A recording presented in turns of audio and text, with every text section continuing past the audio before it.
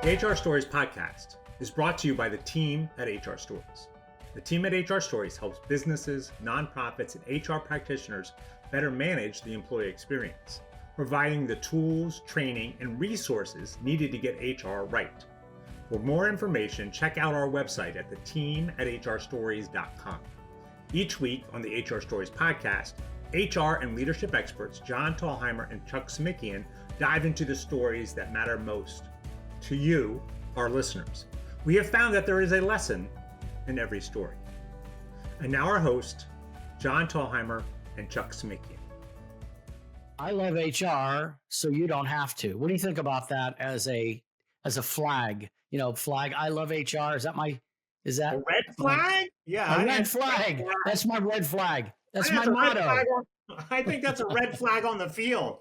I love HR, so you don't have to. Yeah, telling my operational managers and leaders, hey, I love HR, so you don't have to. Yeah, I know. And when you first told me that. When Chuck, when you first told me that like 4 or 5 years ago, when we first met, I thought that was genius. I still think it's genius.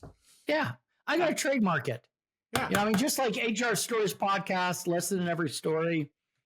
You know, Chuck Smikian loves HR, so you don't have to. I don't know.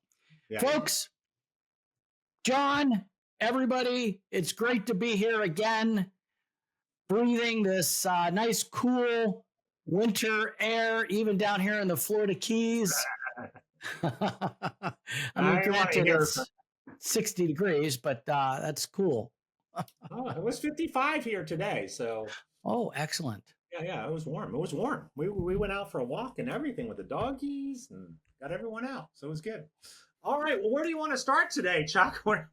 We get into these craziness. Well, let's get into the news. There's lots of news. You know, as January went in, going into February, it's just been a storm of news after news after news. So why don't we talk about the flurry, John? Yeah, I think there has been a lot, right? And I think one of the things that you and I talk about when we're talking to HR professionals, when we're up in front of them, when we're teaching classes, when we're doing presentations, when we're doing seminars, is that when one administration changes and there is a new administration, we need to have our radar up, right? There is going to be changes. Now, Trump comes in the office and he decides that there's going to be a lot of changes, right? There's a lot of things going on, a lot of executive orders going on, a lot of pronouncements, a lot of information. And so we as HR professionals, practitioners, even small business owners, even leaders need to be paying attention because our environment in which we work is changing. And so we need to be like, okay, what can we do here? And what can't we do? All that kind of stuff. And so the one I want to start about, and I don't want to get too much in the details because we're talking about this at the end of January. The podcast is coming out in February. So there may be even more changes than this, but I think this is a big one and I do want to drop it. The DEI, diversity, equity, and inclusion, where Trump did an executive order which did a lot of different things, but one of the things it did was got rid of Executive Order 11246, which had been around since 1965. Mm-hmm. And so basically that order said there's a lot of things in that, the original Executive Order 11246, but basically it said that federal contractors had to look at affirmative action, had to make sure they were not discriminating against anybody, blah, blah, blah, right? It had a lot of stuff in there. And so Trump's like, no, we're going to get rid of that. We're going to put that on the side.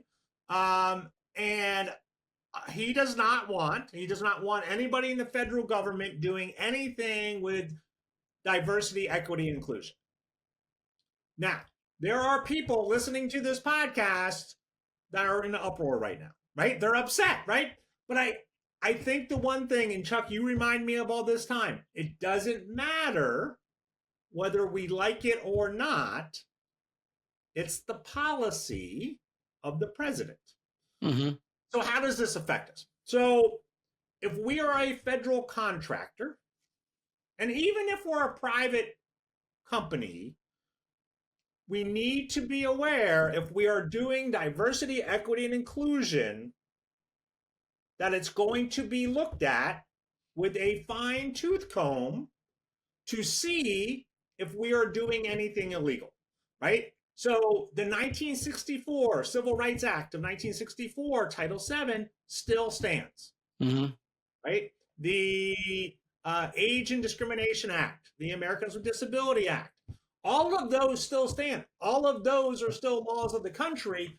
We cannot discriminate in one of those ways, but we have to be careful that we don't take DEI and discriminate against any other races or anything, right? Or sex or any of that kind of stuff. So paying attention to that becomes really important. I think that, to me, that's the take. I don't know, Chuck, if you have a different take on it or. No. Yeah. Well, I did read up on this because I had to educate myself because I was never the federal HR type person because I didn't really have any clients or work in the federal government.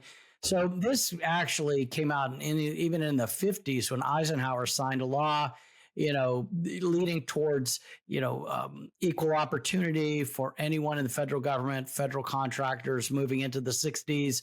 And this is where affirmative action was born in this executive order. And then over the years, affirmative action became DEI. So it looks like they're rolling that back.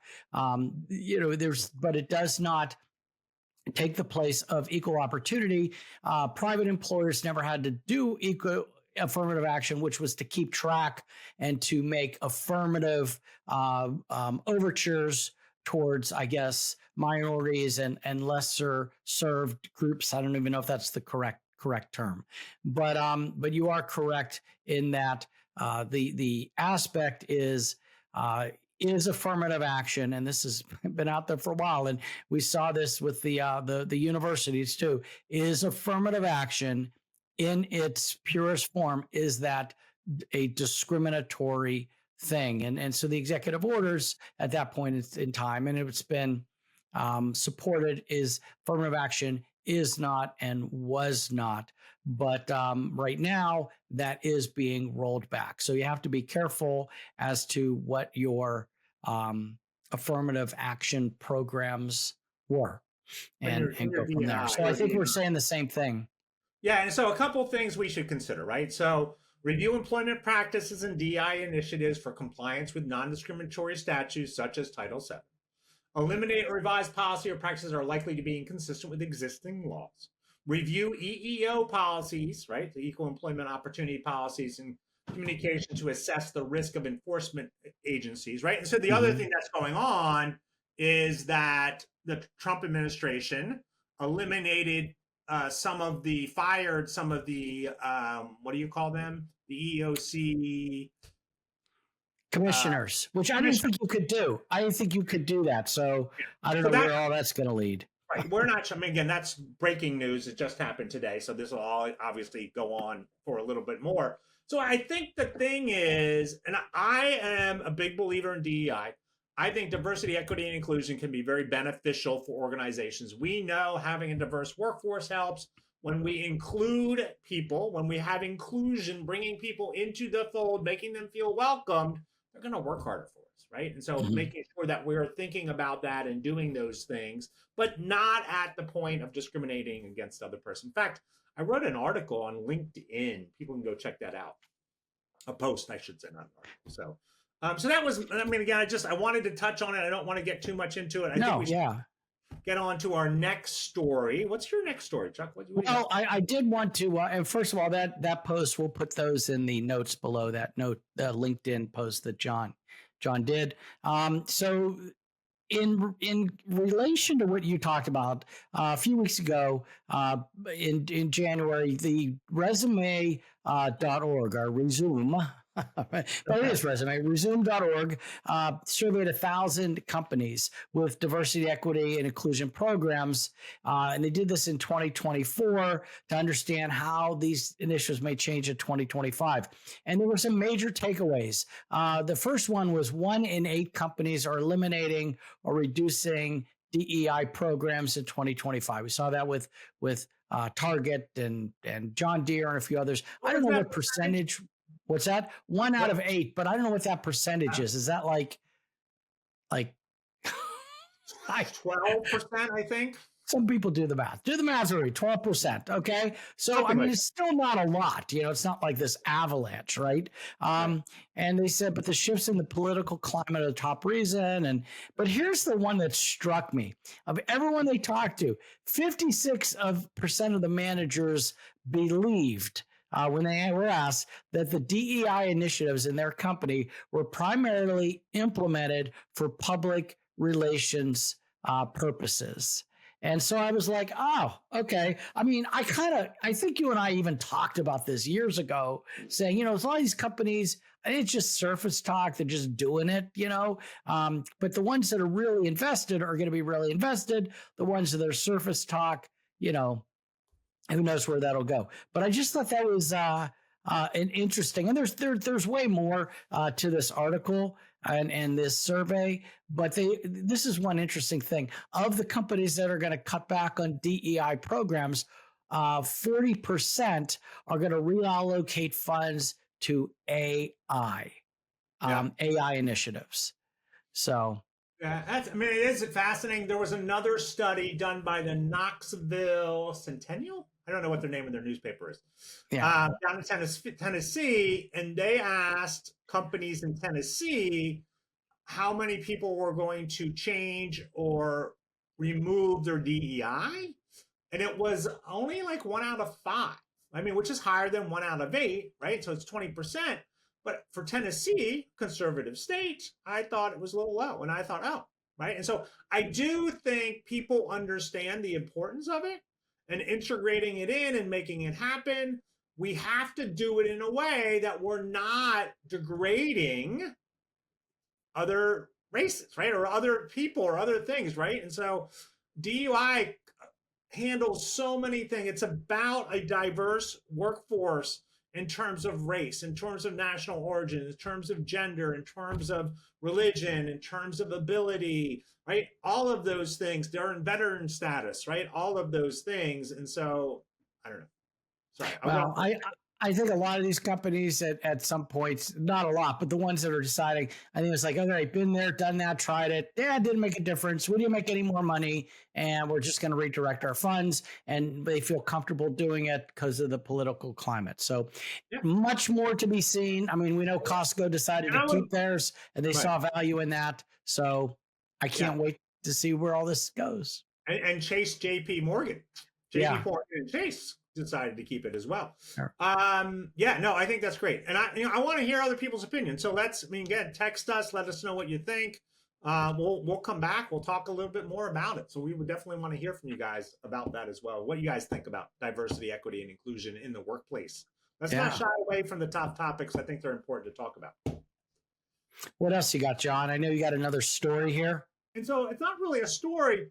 One of the things that I hear a lot in my workshops, in my classes, in my coaching clients, working with HR professionals is I can't find an HR job. There's no HR jobs out there. There's nothing out there. I got a job, blah, blah, blah. And so I went and looked, right? I went to Indeed and I went to a couple of the other sites. There's thousands of jobs available, right? There's 1,000 HR jobs available. And I thought it would be good for you and I, Chuck, just to kind of talk about how do you get that next role? What advice do you have? What advice do I have on how do we get to that next role? What should we do? Yeah. Well,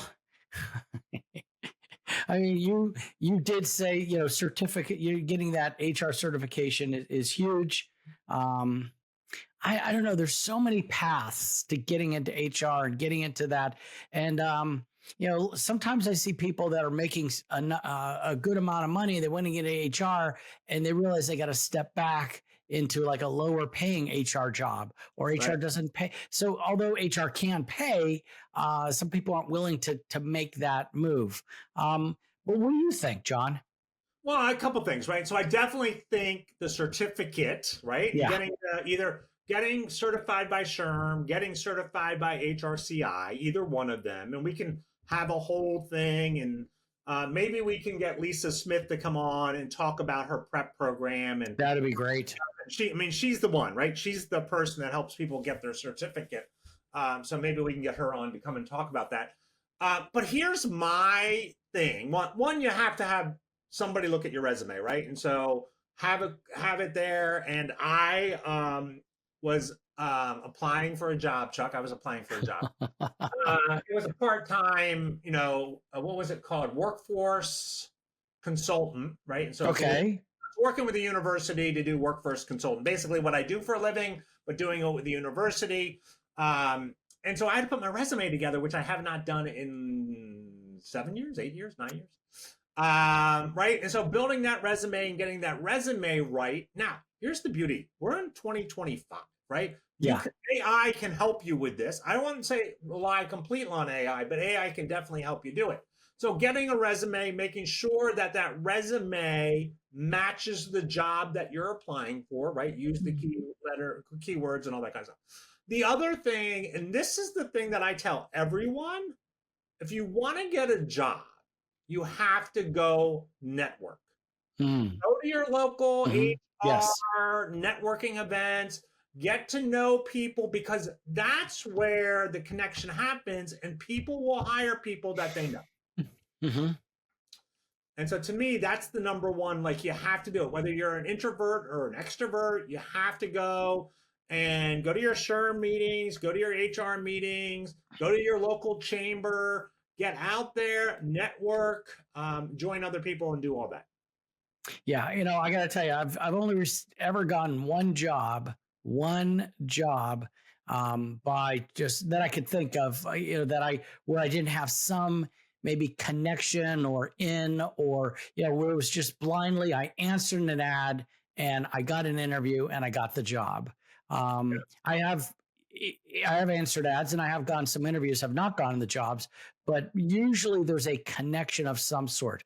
Talking to the recruiter, talking to the, get to the next, so-and-so in the industry, or your referral or something like that. So the networking thing is absolutely huge. Yes. Yeah. And then when you're just starting out, right? And you're just starting out, maybe you don't know anybody connections. You don't have any connections. Here's the thing that you can do.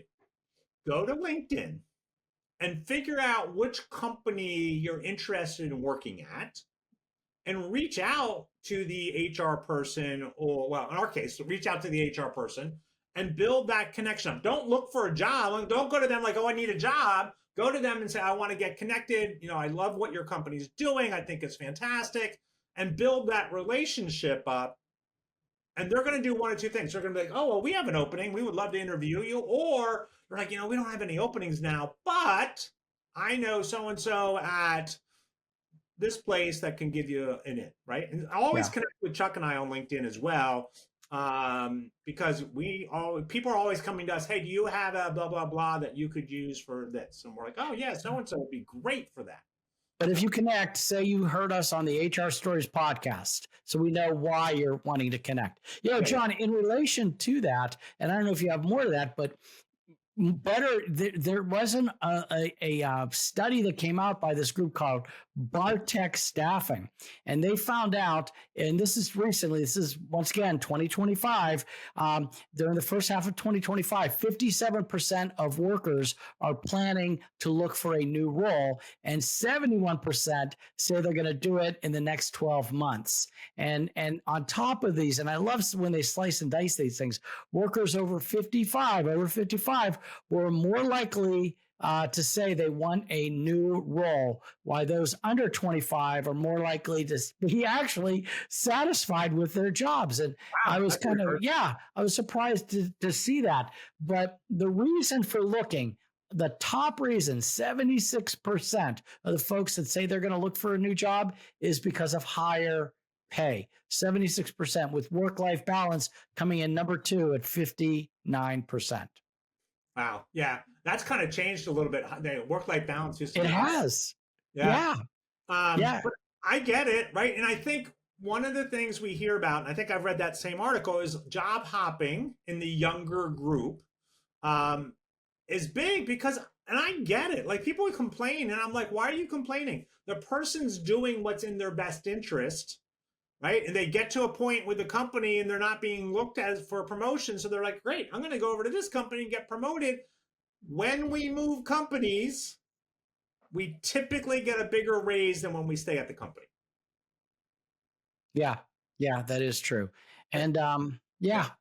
Hey, listen, I got a way for people to advance in their career. Go to Amazon.com, look up the Ultimate Guide to HR Checklist Edition. Our new book, it's out there. It's in published form. Folks, you go to ultimateguidetohr.com, ultimateguidetohr.com. You can read all about it or go to Amazon. Oh, there it is. If you're watching the video feed, you can see the book. We've got a hard copy book, which looks like a college textbook. Professors, business professors, HR professors. I think you're scaring people off when you say it's a college textbook. No, it's not. It looks like one. It's really nice. Yeah. I mean, again, it looks like one. It's really nice. It's there, but it is a simple. It's a simple solution that you can use as an HR practitioner to do what you need to do in your organization. There you go. And you know what I say, Chuck? You know what I always say? I wrote a book. I don't want you to read it. I want you to use it. Yeah, that's another great saying. Yeah.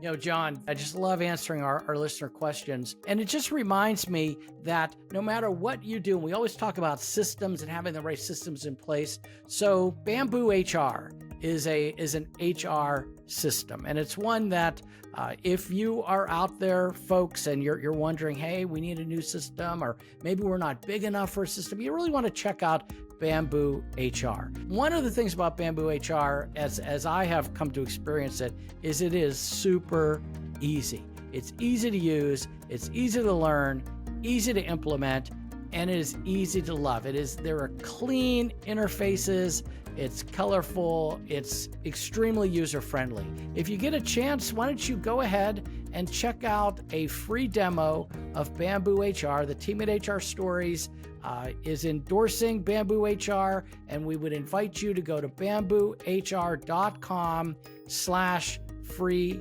demo. That's bamboohr/free demo, and get back to what you actually love to do in HR. Let's get into our big story. I want to discuss the challenges CHROs, Chief Human Resources Officers, and let's face it, Department of Ones will have to deal with in 2025. Yeah, there is a lot to unpack. And saddle up. Get ready. All right, yeah, Chuck, there's a lot, right? From hybrid work to employee well-being, DE&I initiatives, HR leaders are navigating some of the most complex challenges ever. Yeah, and don't forget the challenge and the changes, the executive orders, the new administration is implementing that we really discussed at the top of the show. Yeah, I think that was great. Yeah. And so today, Chuck, what I want to do is I want to share a story about a Chief Human Resources Officer I've been working with. So I've been consulting with, coaching with, and how she's facing the challenges head on. Now, don't worry, I've changed her name, anything identification with her name, her company name. You're never going to know who it is unless you're that person. So Fear not. Fear not, the names of the innocent and not so innocent have been hidden. So, John, let's hear it. Let's hear it. Shoot. So let's meet Emma. She's the Chief Human Resources Officer at Bright Tech. A mid-sized tech company that prides itself on being innovative and employee-focused. Emma joined the company in late 2023, right as they were shifting into a hybrid work model. Oh, yes. Hybrid work. That's like stepping into a blender of flexibility, collaboration issues, and who's in charge of the office plant's chaos. Yeah, and it's true, right? Who's going to handle all that? And so when Emma took the reins, she quickly realized that while employees love flexibility of hybrid work, productivity and team morale were taking a hit. Yeah. Teams felt disconnected, and miscommunication was becoming a daily frustration, in particular on the leadership level. Yeah, that's interesting, because sometimes you hear stories, oh, productivity is great, but we have heard and we, that there are some teams and, for whatever reason, productivity and morale can take a hit. So where did she go with this? What did she do? Yeah, I think that's important, right? Because I think collaboration, innovation really take a hit when we're not in that same room, we're not talking to each other, we're not building those relationships. So Emma decided to introduce what she called Collaboration Week. So once a quarter, everyone that came to the office would come to the office for a full week of brainstorming sessions, team building activities, project planning. And it wasn't just about working, it was about reconnecting.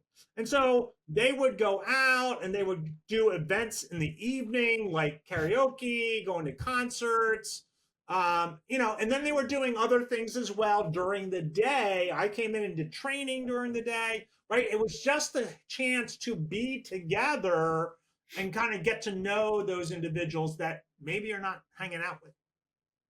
Yeah, and let me guess, it worked. Yeah, it did. Yeah, no, it did. And employees started looking forward to these weeks. And Sure. in-person time made the remote work much efficient. Just think about that. Especially for those individuals that are new, they're in a remote, they don't know anybody, they don't know who they can reach out to and do all that. And so this becomes really important. And so they're starting to feel much more like a cohesive team and became more important strategically to help the company grow, right? They started kind of moving that in there. Yeah, I know when the whole remote works first started and you and I were we were teaching classes on the road in person. We went off the road and then we developed this remote work class. And I remembered in my research, there were some companies that were completely already virtual. Some small tech companies. I remember reading this story about this tech company where once a year, all the money that they saved on office space and all that great stuff, they'd fly, and it might have been a company of 30 or 40 people. They would fly them all in for a week, and it was usually an exotic location. And it was a week of, and I think they could bring their spouse, and it was like a week of fun and collaboration and just overall kind of what you described there. So that's a win for this CHRO. And but hybrid work, I would imagine, wasn't Emma's only challenge, was it? Yeah, right. So Emma, the chief HR officer, had other challenges with it, right? And so as the company grew, Emma started noticing a concerning trend: employee burnout. People were working long hours, juggling personal responsibilities, struggling with blurred lines between home and work, right? And so again, you're remote. Even if you're not remote, you're in the office, that work-life blends, right? That work-life blends, and you got to be paying attention to that. Yeah, that burnout can be a silent productivity killer. You don't really realize it's sneaking up on you until, well, it does. So, we're seeing more and more of this in the workplace. It is, to me, and you keep using the word fascinating, but it is that we see this, especially when people don't feel like they can take time off. Yeah, and I think it's a major. I kind of looking back on my career, right? Going back on my career and thinking about that. I remember that there was times that I was burned out, maybe not recognizing that in myself, and I was not the best performer, and I would more often allow my emotions to get into my decision making, which wasn't really a good thing.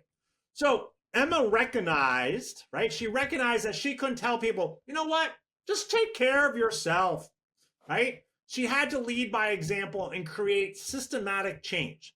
So first, she partnered with a mental health app to provide 3 free therapy sessions for all employees. Now, what was fascinating, I'm using your word, Chuck, what was really, to me, like there's this moment. So I was there back in September, and we were doing this strategic planning session with the leadership team. Mm-hmm. The CEO gets up in front of the whole room and says, we need to do something about that. We need to give our team time to go to therapy. Mm. And I will tell you, the leaders in the room were like, what? He's like, no, we need to put the time in our schedules. And if they need to go and do that, then we need to let them do that. And he talked about how therapy made him a better leader. And there was really just this quietness in there. And then other people were like, oh, I do therapy and I find it very useful. And it was this moment of mental health awareness that I think was very powerful for everyone in the room.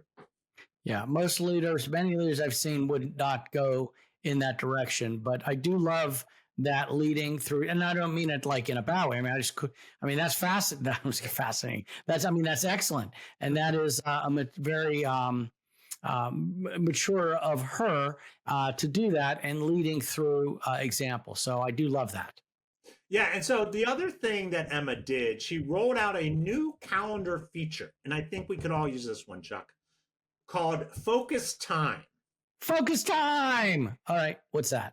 So Focus Time is meant there's no meetings, no calls, no interruptions, just dedicated time for deep, uninterrupted work. Emma encouraged managers to monitor workloads during one-on-ones, asking employees how they're really doing, and just really having that time. Yeah, so she was creating that space, forced in a way, so that employees and people could breathe. Yeah, she was giving them the opportunity to take that time, right? And so kind of having that there. And I will tell you, in my prioritizing management class, or prioritizing management or something like that, I talk about this because I always say, like, if you want to think strategically, you need to put time on your calendar to do that. Otherwise, you're going to be focusing on everything else, right? And so really going, you know what, on Monday, I'm going to take an hour here, and Thursday, I'm going to take an hour here. And it's just that moment to think about, what do I need to do this week for next month? What do I need to do this month for next year, right? Kind of thinking through that to get in there. And so, right, so mental health, right? Obviously, Emma also turned her attention to another critical area, upskilling the workforce. Yeah, let me guess. The rapid changes in technology and market demands. Yeah, keeping up. Yeah. Got to keep up. Yeah, you got to keep up, right? Emma knew that Bright Tech, to stay competitive, her employees needed to continuously develop their skills. So this spring, coming up, 2025, she and I are launching Bright Tech Skill Academy, where employees can take courses tailored to their roles and future career aspirations. Wow. Okay, that's brilliant. What about additional leadership development and the future leaders? Yeah, right. And so you can't lead without, you can't have future leaders unless you're preparing them. So we're tackling that too. We're launching a mentorship program that pairs senior leaders with high potential employees. And I love that process and doing that. We're creating a clear path for career advancement. We're also developing a leadership boot camp for mid-level managers, right in my sweet spot there, ensuring that they had tools to step into executive roles when the time came. I'm so excited to see its impact on the team. I'm really excited about this program that we're doing. We're also continuing to work at the leadership level, providing coaching and training to help them move to the next level, right? Because this is a company that's been around for, I think now, 9 or 10 years, maybe 8 years. And so the leadership team's been there, but they've grown up in the company. Yeah. And so now we're challenging them to really think about, what does it mean to be a leader in this company and moving it to that future place, right? Getting them there as well. Yeah. So it sounds like solving today's problems, but still building tomorrow's leadership pipeline. Yeah, right. Yeah. Getting in there. That's great. That's a great way to kind of explain that. So one of her biggest challenges came from the outside, competing for top talent in a tight labor market. Yep. And I guess she had to get creative with that one. Yeah, right. She did. Emma revamped Bright Tech's employer brand by showcasing their workplace culture on social media, highlighting employee success stories, and offering unique perks like work from anywhere policy for up to 3 months a year. Oh, I like that. Go to the coast of Italy, and that could be genius. That's great. So it makes Bright Tech really stand out in the sea of job postings if you put that in there right up top. Yeah, and it did. So while attracting talent, it also ensured that workplace culture was inclusive and equitable. She revamped hiring processes to reduce bias. She launched employee resource groups, ensured leadership reflected the diversity of the workplace. Yeah, that's great that she had the support of her leadership. And I don't know if it's a private company ownership or whatever, but to add she had that support to add those resource groups and those other initiatives. It sounds like she found a way to make DEI work for the company, not just for optics, like we talked about in some of our HR in the news, but also for innovation and also to build trust with the organization, within that can be a critical piece. Yeah, it's funny, Chuck, because so I do coaching for the leader, the CEO of the company, and he said the exact same thing to me. He says, when I look out of my office and I think about my leadership team, it's not as diverse as I need it to be, right? And he said it not because he goes, oh, I just want to have it diverse, because he was thinking about his frontline employees and what does that say about the company and where they can go in the company, right? Mm-hmm. And so having that diversity, having that in there can be really beneficial to the organization.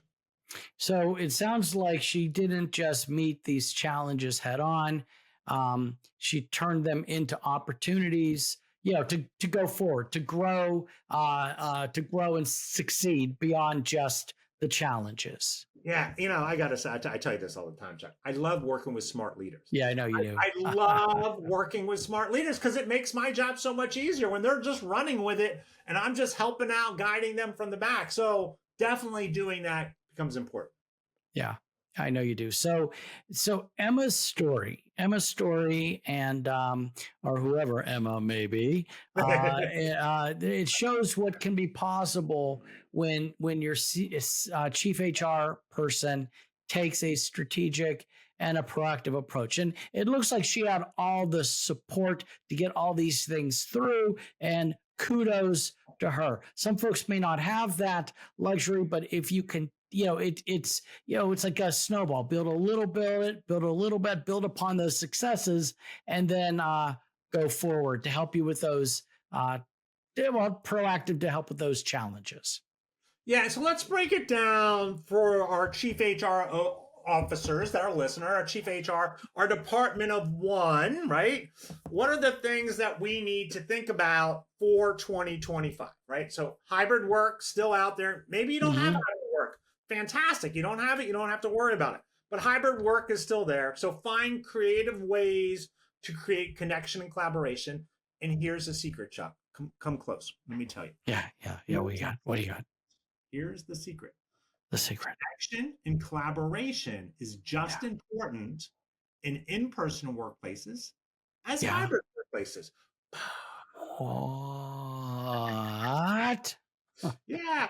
And so mental health, right? And so one of the things that we are seeing is placing that importance on mental health and wealth. And we talk about that in holistic employment, right? What is that holistic employment? And you want to build a culture where well-being is a priority, not an afterthought. Upskilling. I love the concept of skill hiring and upskilling, right? So knowing what skills are necessary for that role and then training your team to get them into that role. DEI, we've talked about, we kind of beat up today, but DEI. And then leadership development, right? Don't just manage talent, build future leaders. Yeah, and don't forget, be bold, because the future of HR is not for the faint of heart. Yeah, as Emma's story proves, the challenges of 2025 are opportunities in disguise. With the right mindset and strategies, chief HR officers can lead the organization to new heights. Yeah. And everyone should know, John, you are an award-winning leadership consultant. So before we go, I want to let listeners know that you are available to help them with their HR strategies, to figure out the best path forward. You're a certified coach. So do you want to just share the best way to reach you? Yeah, I think the best way to reach me is via email. The one I recommend is email at team@hrstories.com. That comes to both Chuck and I. Our assistant will also get it. So then, if Chuck and I are out training or he's out dealing with the next crazy thing in his company, somebody will get to it. We will respond. We'll work it out. We'll come, whether it's in person, whether it's virtual, whatever you need. I was talking to somebody the other day. They had reached out to us, and it was a 20-minute, 30-minute conversation. But it helps, right? Having that outside perspective, having someone to do that. I love working with any organization ready to take HR functions to the next level. Yeah. And I'll also just so you know, I'll make sure that email is in our show notes so people can contact you. Thanks for joining us today on the HR Stories podcast. Please subscribe, leave a review, share this episode with your network. Yeah, and if you got an HR story or question, send it our way. Who knows, it might inspire our next episode. Until next time, stay bold, stay empathetic, keep leading purposefully. Check out the ultimate guide to HR.com. Thank you for listening to the HR Stories podcast. The material presented in this podcast is for informational purposes only. Chuck and John always recommend using an employment lawyer or HR consultant to handle any legal concerns or HR issues. We do our best to double check sources and make sure the information we are providing is accurate. We may eliminate or embellish without changing the basic narrative to make the story easier to understand. In certain circumstances, we may change identifying information to protect the innocent. The HR Stories broadcast is brought to you by the team at HR Stories. The team at HR Stories is designed to help anyone with HR responsibilities be better at managing the employee experience. To engage with us, go to the hrstoriesteam.com and learn more about how the team at HR Stories can support your business or nonprofit. Thank you for listening to the HR Stories podcast, where there is a lesson in every story.